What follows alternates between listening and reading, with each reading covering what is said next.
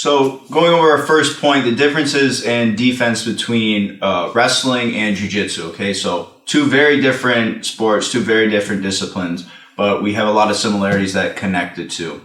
What are the big differences? Okay, when we're wrestling, when you see wrestlers defend takedowns, we see a lot of times that wrestlers defend the legs, defend their backs from hitting the floor, their butts from hitting the floor, and then they look to re-attack once they're in a safe position. A lot of times with jiu-jitsu guys, what I see is they kind of accept the takedown and then they let their back on the floor, or they might wrap up a guillotine or some kind of grip, and then they go from there.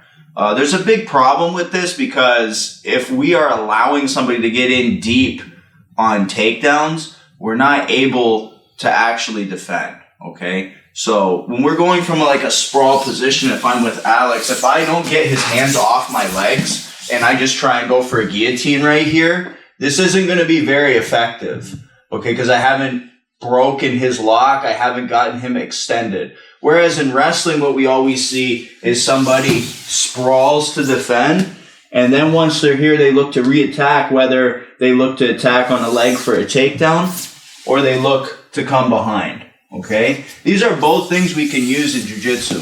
Go behinds, re-attacks, re-shots, counters, front headlocks, things like this. But what we have in jiu-jitsu that we don't have in wrestling is the ability to attack submissions, okay? So a big thing I want to go over today is not, if we feel like we're getting taken down, is to not just accept it and jump on a guillotine, okay? Like, this is like the worst thing ever that we see in jiu-jitsu is we get taken down, they wrap the guillotine up here, and by the time the guy gets out, they're flat on their back, and now we're in a position where it's so hard to get out, okay? What I want to focus on today is defending the takedown, shutting things down, so using that kind of wrestling mentality to shut down the attack, and then using our jiu-jitsu to work from there.